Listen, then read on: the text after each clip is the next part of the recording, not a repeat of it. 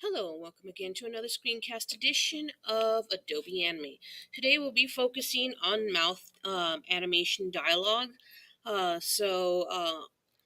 it came to notes within Richard Williams and even also Preston Blair's cartoon animation, he breaks down all the information about how mouth dialogue happens. Now, that's what we're going to do. I already have a prefab animation asset. So if you look right here into the library, you'll see the list, especially with the mouth dialogue or mouth chart with all the set mouth movements. Now, we're going to be primarily focusing on just mostly the eyebrows and the mouth because we just want to keep it simple. Now, since we're focusing just primarily on the simplistic aspects of the facial features, we have to take consideration on each mouth movement. As recommended, when doing an assignment like this, it's best to at least have a mirror right beside you or just try to mouth the dialogue that's provided. Now, you should have a audio. If not, all you have to do is to go to File, Import, Library. Now, be sure to make sure that your audio setup is set to a wave. Reason why it seems to be more compatible with that. Even though MP3 is possible to put it into it, but you would have to change the preferences. And all you have to do is enter it in, and automatically it just sets it up. Now, as stated before, in Preston Blair's cartoon animation, he really breaks down all the information about expressions and how each movement is primarily dealt with not only timing but also exaggeration of the face, stretching, squashing of the face, especially with certain words like with vowels, A, E, I, O, U, and consonants too. Some consonants share the same facial features, not only just to cut a little bit of time and stress, but also just because you don't want to have to repeat certain things.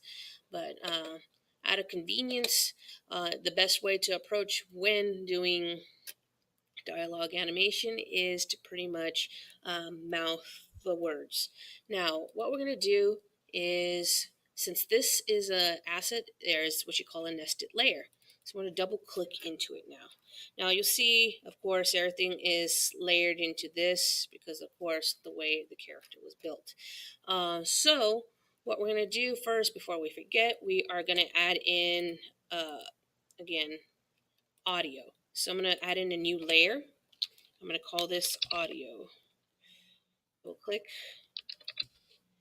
audio. Now, you should have a wave file set up.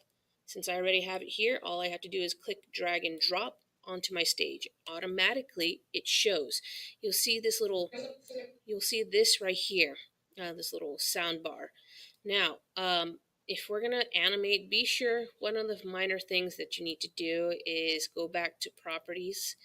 You'll see under Sound, you'll find the name. It should have the name of the wave file. Be sure to set your sync to stream.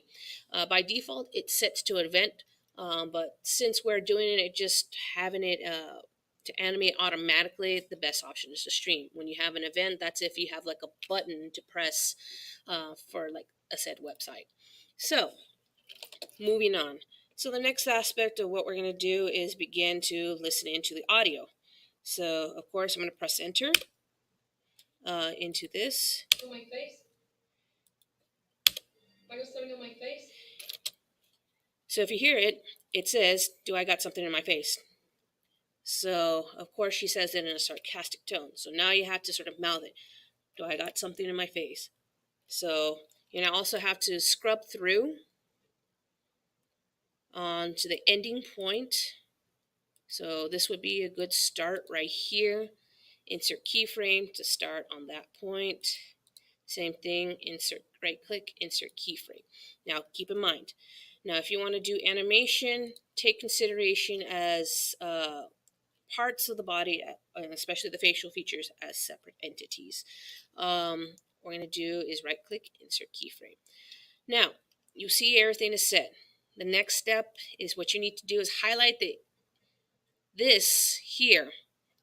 So I recommend at least get a little bit of partial of the empty spaces, so at least you can highlight everything without accidentally moving the keyframes. Now what I'm going to do is right mouse click, create classic tween. Now you'll see everything change where you have arrows here. Now I'm going to add in my ease and set it up to 100 right here. Reason why is you want the smooth fluidity of the movements of the mouth to occur when you're animating. So let's hear it. I was sewing on my face. So of course she's gonna say, "Do I've got something in my face?" I got something in my face. So of course you also have to listen into the pronunciation of your person. If they're saying it in sort of like a little bit of a twang or sort of like an accent, they're gonna usually sort of like abbreviate some of the words just to shorten it. So I got something in my face. So you're gonna listen it again. I was sewing on my face.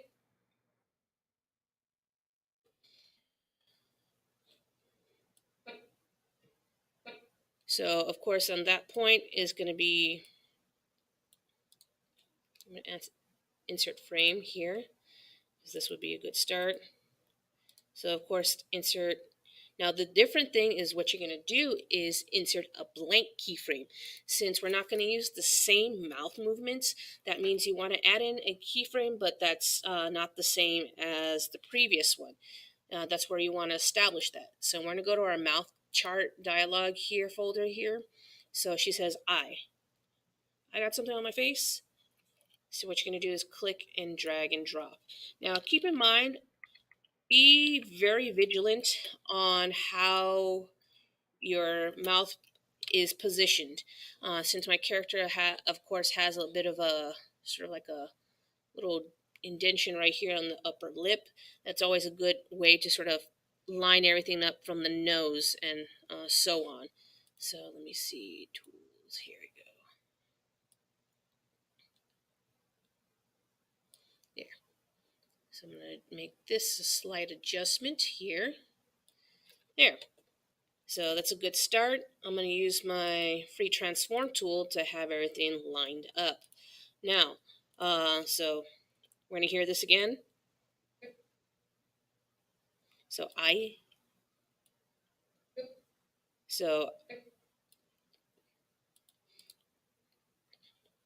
going to insert another keyframe right here as my state for this point. So G. So of course this is part of a consonant with the letter G. So I'm going to of course insert a blank keyframe. Now do not add and insert a keyframe. You want to insert a blank keyframe because you're starting fresh with a new mouth movement. So of course do that. Blank keyframe, drag and drop. Here we go. Line it up. Make sure everything is proportionate.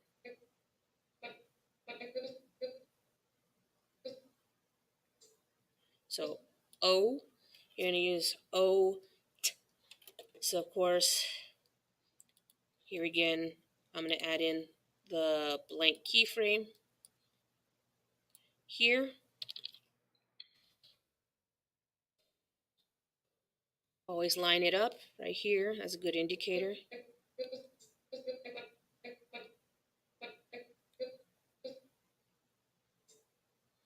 So if you hear the pops, that is of course the accents of the consonants, especially if it's S or T, you know it's prominent. So of course, again, I'm going to do this again, insert a keyframe, or actually, pardon me, insert a blank keyframe.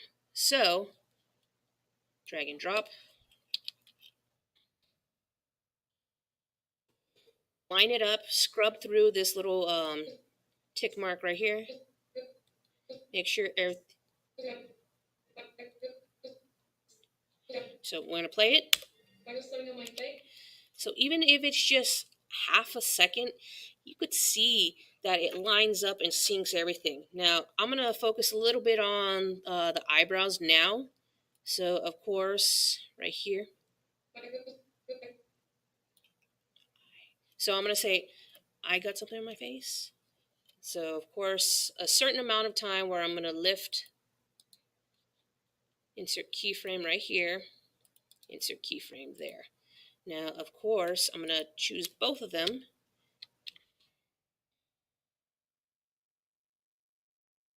And not only that, I am going to actually move them and rotate them. Be sure to have your anchor point set up.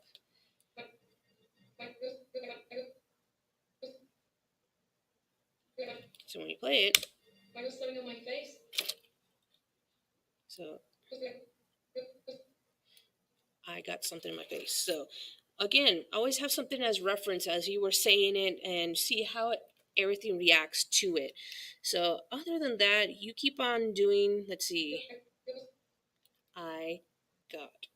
So of course I would say when I say the movements, of course I notice and I feel my face, especially with the eyebrows sort of say it in a sarcastic tone. Of course my brows start to sort of furrow into like a frown, because of course I'm saying it in a certain sarcastic tone. So I'm going to insert keyframe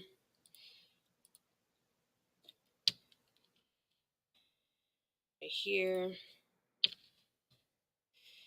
We'll play it. There. So that point right here, at that point, insert keyframe. Since she says I got something, it's both the T and the S, of course, is a consonant. So you're going to reuse the same thing right here to extend before you use the O. But other than that, just to wrap up a few details again, be sure to set your highlight these, set it to classic tween. Be sure to select all of those and set your ease to 100. Secondly, when you're making a new mouth movement, be sure to right click and insert blank keyframe. Now keep that in mind. Let's review. When inserting audio, be sure to have a separate layer. Be sure to go to your library, click, drag, drop onto the stage. Secondly, when it comes to mouth dialogue, be sure to set your keyframes into a classic tween. Be sure again, do it in a classic tween. Set your ease to 100. Third, when you're adding a new mouth chart for your dialogue, be sure to be sure to insert a blank keyframe. But other than that, that is today's screencast tutorial of Adobe Animate. Thank you.